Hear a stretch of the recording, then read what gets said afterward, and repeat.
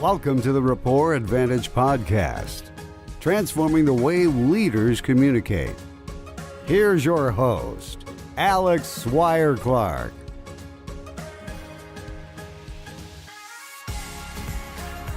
Welcome to the show. Welcome to the show. Liz, are you there? Oh, hey. Oh, good. Welcome to the show from everybody on the show. Liz Parker's here with me today, my guest, my cohort in crime. This is the Rapport Advantage Podcast, and hello to you, Liz. Excited to have you guys with us today. If you haven't listened to our podcast before, we are here to help you break down the walls of miscommunication, increase your emotional intelligence, and build better relationships in the workplace and beyond. And as I said, I am Alex Swire-Clark, CEO, speaker, certified human behavior expert, and I am Liz Parker. I'm a certified behavioral analyst, strategic growth consultant, and what we like to call a job benchmarking whiz. Guru, whiz, expert. You fill in the word there. She's great. And thank you, Alex. Hopefully we're going to let her tell you a little bit about what she does a little bit later in the podcast. This show is all about you, the listener. So we want you to give us your input, your feedback. Find us on Facebook at The Rapport Advantage, on Twitter at Rapport Podcast, or visit the website at rapportadvantage.com, or you can go to alexswireclark.com. Those will get you to the same spot. You can leave a digital message through our SpeakPipe app, and if you don't know what SpeakPipe is, it's a very cool little app that's found on a website where you can leave a digital voicemail without having a phone. Simply press the button, record your message, and then our staff will be able to get that for you. And then if you record a question that's high quality and we can actually understand you, and it's good enough for the show, which I'm sure it will be, there's a good chance you'll hear yourself on an upcoming episode. So that's pretty exciting. Ooh, can I call in too? You could, Liz, just to test it or just to prank me. Well, don't prank me. That would be bad. We won't want that. Today's show, we're going to be discussing the high Ds or the dominant style. We covered the basics of the four main styles in episode 2. So if you haven't had a chance to listen to that, we went into a little bit of history of DISC, and we've covered the basics of the four main styles and had some fun with that. That'll be, again, in episode 2. For the Ds and the 3 other styles that will be discussed on the upcoming episodes, we're going to describe the characteristics of each. And then we're going to get into a little bit of the likes of those styles, the main characteristics that you're going to see in those styles, and the goal is we want to understand ourselves first, then understand others, so that we can thirdly adapt our behavior to others and meet them where they are. We discussed that in previous podcasts as well. So that adaptation is the key to effective communication. You want to be speaking the same language.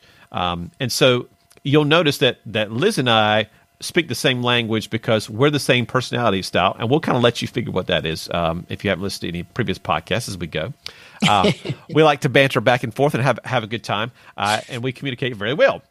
However, those other styles that aren't shared by us, we can sometimes, not be on the same page or say something that we meant to say and it's still misconstrued. So we're trying to avoid that in the workplace, in organizations, in relationships, and that's the main thing. So this is going to make all the difference for them, don't you think, Alex? I think so. When we're talking about workplace conflict, we're talking about hiring folks, we're talking about coaching, leading, developing leaders on your teams. The key is to be able to understand where they are, the language they speak, and then how to reach them to find out what their needs are and how they communicate from their personality style. Our DISC thought of the day is up next, and Liz is going to lead us with that. Did you actually know that the 4 styles aren't equally represented among the general population? Yes, I did. Ching. I would hope so. I'm certified. I mean, we're both experts in that. So if we didn't, we probably be a podcast about cute puppies or something like that. So, well, maybe the listeners didn't know. Probably most of our listeners do not know that. So, what are those percentages? You're just going to have to wait and find out as we go through. So, we will let you know that at the end of each one of the styles that we describe, what percentage of the general population those represent. And I think you'll kind of be shocked about some of them as we go through. They're not necessarily what you think. Just because you're loud doesn't mean there's a lot of you. It just means you're loud. So our high D or dominant personalities. As a quick refresher, your Ds are your outgoing and task-oriented people. Entrepreneurs are often this type, as we've said in previous podcasts. Not all entrepreneurs are, though, as Liz pointed out. That's very good. But your high Ds tend to be that entrepreneurial spirit. These are people like Judge Judy and George Patton. And we've got a couple quotes that Liz is going to read to you from General Patton from back in the day. So General Patton, I can't quite use my General Patton voice very well, but never tell people how to do things. Tell them what to do, and they will surprise you with their ingenuity. Another one that he actually said is, may God have mercy upon my enemies because I won't. Now, Alex, if you would, in your own creative way, can you do that same quote? May God have mercy upon my enemies because I won't. It sounds like Darth Vader. That was pretty dark. That's pretty dark for me, but that's okay. That's I like going dark every once in a while. So definitely a high D, this guy was. Absolutely. A driven, dominant style, as we're going to talk about today. So as we describe each one of these styles, Liz, we're going to go through and we're going to use words that start with the letter D to describe our D styles, words that start with I that describe our I styles, and so forth as we go through our S's and our C's. In our first style, our D style, we're going to talk about the first word, and that's one we've used already, and that's dominant. They are bigger than life, take charge, kind of types of personality style. In a good way, though. Sometimes it can be not necessarily in a great way, and we'll talk about that in a little bit. But to give you a story behind that, I am the younger of two boys in my family. My older brother, Trey, is a wonderful young guy now. He's in his something years old right now. And he's a commander in the Navy, great guy. But of course, when you're young kids and, you're going to have sibling rivalry and whatnot. And so he was always, as my older brother, he was always a little bit bigger than I was. So I was probably, 8 years old, 10 years old at the time, and I'd just come in from school, and he's sitting right in front of the TV on the floor. So you have to do like the Wayback Machine, the little flashback thing, to go back to the early 80s when you had these gigantic tube TVs that sat on the floor because they were too heavy to put on a stand, or heaven forbid you try to hang them on the wall. I remember those. Oh, good gracious. If a tube goes out or you touch the screen, you shock yourself. Those kind of TVs. Anyway, he's sitting right in front of it. I'm coming in from being outside playing ball in the yard or whatever. And I sit down on the couch about 10, 12 feet away. And he's kind of turns over his shoulder and says, "Hey, man, change the channel." And, of course, this is pre-remote, y'all. Okay, so we're pre-remote control. So he said, "Hey, man, change the channel."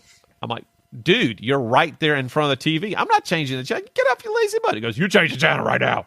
And so, needless to say, I refused, and there was a major war. Fighting ensued.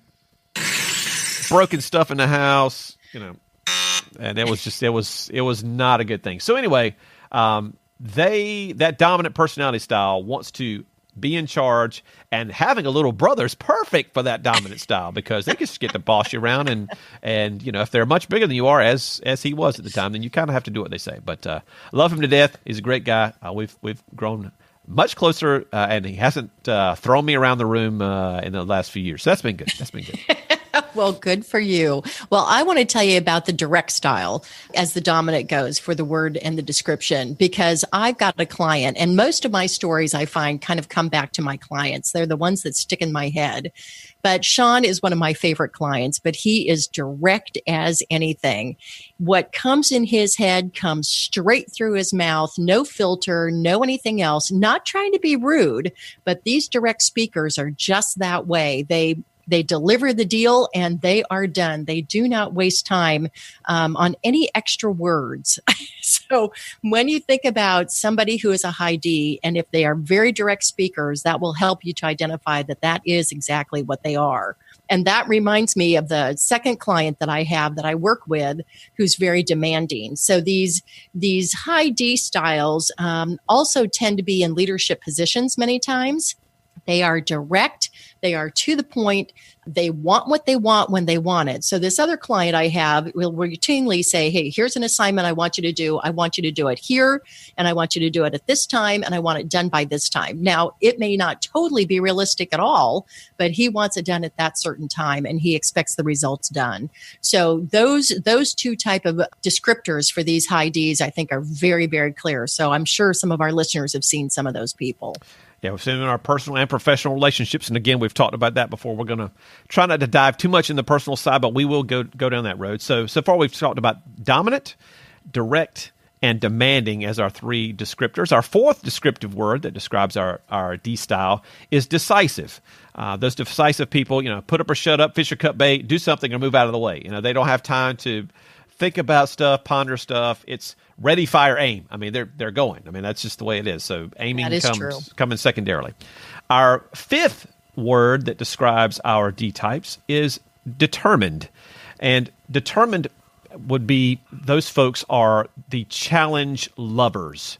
So you see these people on The Amazing Race or Survivor or any of these other reality shows where they're pushing themselves to the limit, like Bear Grylls is a great example of that. He's out there. It's brutal out here. It's 40,000 degrees below zero. I've only got one jacket and I could probably die within 20 minutes. And so, like, why are you even out there, Bear? Come on, man. You're killing me. Just go back to the shack and have a steak or something. But poor Bear. But those people, if you give them a challenge and you tell them, you say, okay, I need these 10,000 things done in 3 days, but I don't think you can get it done. That's like slapping them in the face, and they're like, excuse me? Oh, it's on now. It is on. It is, to use an old school, it's on like Donkey Kong, Jack. They will be just bearing down, never sleeping, and they're going to get it done no matter what. So those determined folks, they love a challenge, and they love pushing themselves to the limit. I would agree. And it makes me also think of the word driven, because along that same line, they are just looking for that goal, just like you were talking about. And if it's not achieved, they just will not stop. 80% is not good enough. They have got to have that goal achieved. So that's one of the other words that pops to my mind. That's a great one. That's a great one too. So 5-ish. We'll call it split 5A and B, determined and driven. Number 6 is a doer. High Ds are doers. One of my business coaches, his name is Brett. Love Brett to death. Great guy. Yeah. He and I were in a restaurant, and we were trying to get a document off of the cloud. And so we were trying to connect to the Wi-Fi in the restaurant. And so we pulled up his computer, had the little Wi-Fi thing, and it didn't need a password, but it was having a problem. And he's like, well, I want this thing connect. It's got to connect. I was like, ho, Brett, whoa, wait a minute. Whoa, dude. And so we sat back and I said, let me try to use my phone to let you piggyback on that signal. So I set it up, gave him the password, and he was still fumbling with it. And I was like, this is never going to work. I said, just hang on. Just let me type the password in, Brett. It's going to be fine. Let's calm down. It's all going to be good. That's your other style coming into play. Well, we'll get to that later. And so, in about another 30 seconds, we had it up. It was all good. So, patience, grasshopper. But those guys are doers. They want to be moving. They have no time to stop. It's, 18, 19, 20-hour days. Just go. You can't have enough stuff for them to do because they're just checking boxes. Got this done. So they are going all the time. And so those are our words that describe our dominant or our high D style. And again, that's dominant, direct, demanding, decisive, determined or driven, and then doer. And at the end of each one of these particular styles, we're going to give you a word that you have to be careful for. We're going to call it a watch word, something it's not negative, but it can be if you're not careful about it and you're not aware of it. Again, if you're not aware, then you can't prepare. It's a nice way to say that. Well, thank you. We're trying to keep these things all positive because all the styles are great and they all have their benefits. But the watchword for our high Ds is the word defiant.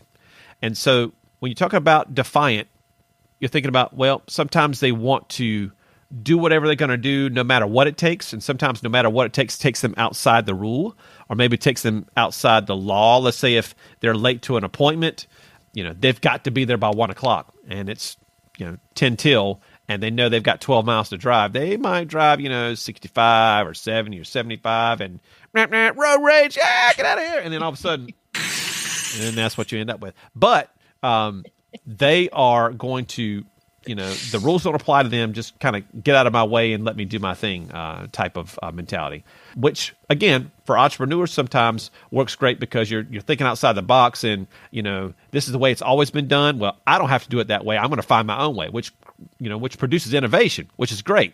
But again, that's in a positive application. A lot of negative applications can be applied to it as well. So we just want you to be careful. Your high Ds can be defiant. God bless them. And then there is an emotional response to that. Well, there is. And that's the part that I always find entertaining, because when you run across somebody who loses their temper in an instant, they tend to be a high D. They are, anger is their first emotional response. They just fly off the handle before they've even thought through things. They're just a very, very short fuse. What they think, though, is anger is different than what we do, because when you talk to a high D and you say, hey, man, your first response is always anger, they're like, no, I'm passionate. I'm just passionate about what I get done. So just realize that if it's anger to you, it probably is a high D. Yes. And again, we tend to see ourselves a little bit differently than others see us from time to time. So those high Ds are just trying to get things done, and they're trying to be direct, and they're cracking the whip and they're ready for just, we got to get done, man. Come on. Now let's head up the cattle. We're out of here. So, but you have to be careful. Their anger is not always anger. It's just trying to get stuff done. And they're a little bit frustrated by being slowed down by things that they don't need to be slowed down by because they've got other things to do. That's right. That is definitely right. So let's talk about likes of each style. So today we're going to, again, working with the Ds, we're going to talk about the likes of our dominant high D styles. And the first thing is high Ds like to win. I mean, they are going to win. If you've ever watched Remember the Titans, Denzel Washington's line there, I'm a winner. I'm going to win. And so Charlie Sheen. Oh yeah. The Wall Street and all that kind of stuff. And oh man. Anyway, so there are so many different examples of folks who have been challenged in their lives from a business perspective, who've just fought through. Walt Disney comes to mind when it comes to, the adversarial nature of trying to get into that business and then finally getting himself started, and then one step at a time, and he'd get knocked down and keep getting back up. I kind of compare this to in the fun way of a child who's a high D child who's playing checkers with his grandma who's old and maybe in the nursing home. That child is not going to let grandma win. That child wants to destroy grandma. Kick me every time, grandma. You're going down like a sweet muffin. And that's just, God bless them. High Ds, even as kids, those folks are determined. And again, they're going to win. That's one of their main likes. They love to win. The second thing, Liz, about Ds. I'm still back on the sweet muffin. Okay. The second thing about high Ds is they like to plan for the future. These guys are real visionaries. And just like you mentioned, Walt Disney, if you think about how Walt Disney thought about what he was going to create and everything that went into that, they are big visionaries. So as you think about kind of what that looks like, that feeds right into the way they actually generate ideas as well. They're extremely innovative, which you've mentioned once before already. But these new ideas, they are nonstop idea producers. I've got a guy I work with, and it's unbelievable. I'm still trying to get the last thing done, and he is out there with 15 more ideas ready to go. And it frustrates them. It gets into that where you see the anger, but it's really passion. If they can't get all these ideas out there and get them all off their chest. Yeah, they in some of the entrepreneurial groups that I work with, they love to create, build it, and then sell it or give it up to somebody and then move on to the next thing because they want to create and build again and then think about, let's do this and then create and build, create and build, create and build. And they don't want to have to maintain. Maintenance is not their thing. They don't just, that's, that's a great point. Just kick them in the head. They don't want to have to do that. So. Because they're all about results, aren't they? That's basically what they're all into. They're trying to always look for that return on investment. Don't waste my time. Make sure I get exactly what I want out of the time I'm spending here.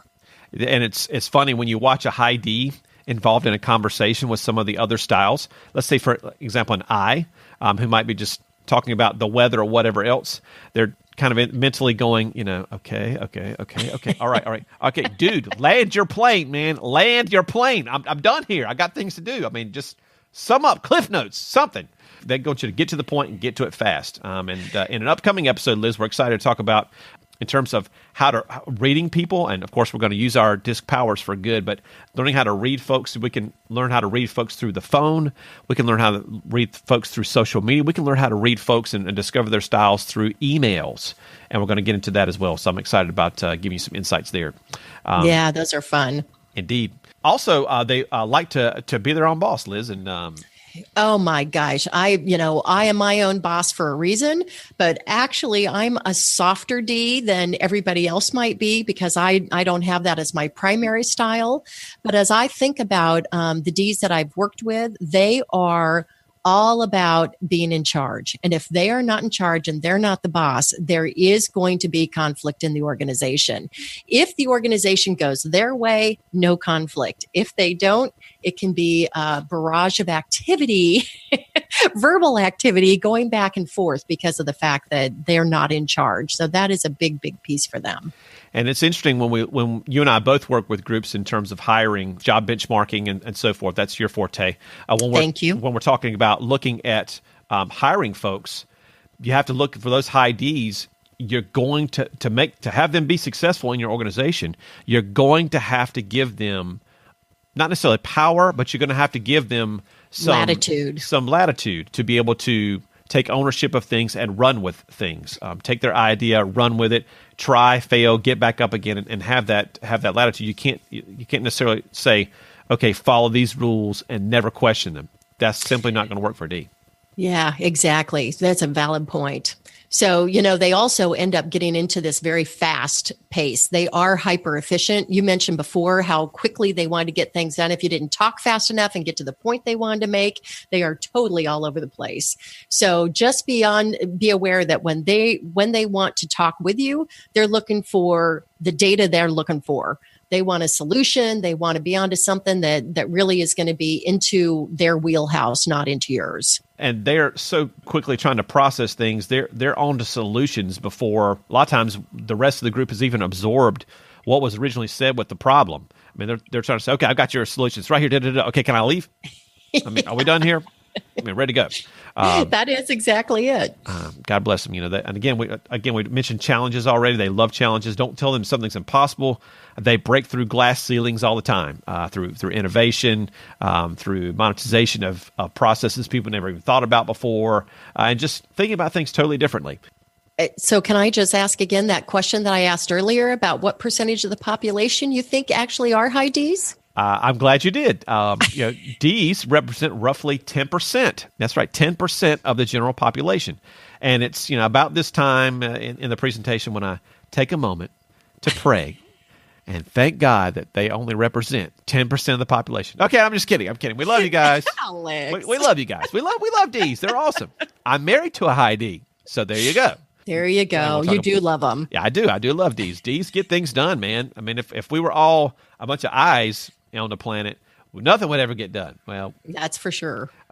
Spoiler alert. I'm a high I. So anyway, we will. I'm condemning myself and my fellow I's out there. Anywho, Ds, we love you. But that's going to do it for today's show. Before I stick my foot in my mouth about the Ds, I would like to thank the lovely, talented Liz Parker for joining me today. Liz, how can folks get in touch with you? Oh, thank you, Alex. Well, they can reach me at liz@ltresults.com or visit my website at ltresults.com. I just want to put a quick shout out to them that this is strategic planning time. So get out there and do your strategic plans. If you find you're struggling or having trouble with it, please feel free to reach out to me and I can answer your questions. So in terms of strategic planning, Liz, what do you think, if I could just off the cuff get one tip from you in terms of, I know it varies by industry and it varies by the people in the room, but what's one good thing that people need to be thinking about in terms of trying to get their strategic plan started if they are stuck? Well, one of the biggest things is if you don't have a vision for where you're trying to go in your organization, that's one of the reasons the strategic plans are so hard. But based on what your vision is and what you're trying to achieve, that makes all the difference. So you and your leadership team need to get together and say, what's our end goal in this whole thing and how are we going to get there? So let's put those quarterly plans in place. So really starting at a quarterly process really helps people once they get the big picture. I think you talk about vision, mission, values. Those are all words that I've heard you use before, and yes. I think it's a struggle sometimes, and you can correct me if I'm wrong, for our smaller businesses to even think about those things. It is. And, one of the things that I've done on my website is to try and give people some actual tools that they can use so they can go and just download a form that will help them think through those things. So if they want to go to ltresults.com, they can find a form on there that'll help them do that. We love free stuff. It is free. Awesome. Well, to get in touch with me, visit therapportadvantage.com. Our Facebook page is The Rapport Advantage. Follow the show on Twitter at Rapport Podcast. And, of course, Liz and I are both on LinkedIn, so look for us there. Certainly and sincerely appreciate you spending your time with us today. Thousands of podcasts that you could have been listening to, but you chose to listen to ours. We don't take that for granted and are very appreciative of that. If you do like what you're hearing so far, please leave us a review on iTunes. We would certainly appreciate it. On our next episode, it's High Eye Time. Woohoo! Yay! Yay, inspiring styles. Woohoo! Warning, we may get off topic, so you might hear a couple whips and cracking in the background because there are times when eyes end up in epic fail land. And we're trying not to do that because we're going to stay focused. We're on task, and we're going to have it done. So, thank you, Alex. Oh, dear Lord. We're going to try to do it anyway. So, for my partner in crime today, Miss Liz Parker, this is Alex Swire-Clark. We appreciate you listening to our show, the Rapport Advantage Podcast, and we will see you next time. Bye-bye. Thanks for listening to the Rapport Advantage Podcast. We'd love to hear from you. Join the conversation on Facebook at The Rapport Advantage and follow us on Twitter at Rapport Podcast.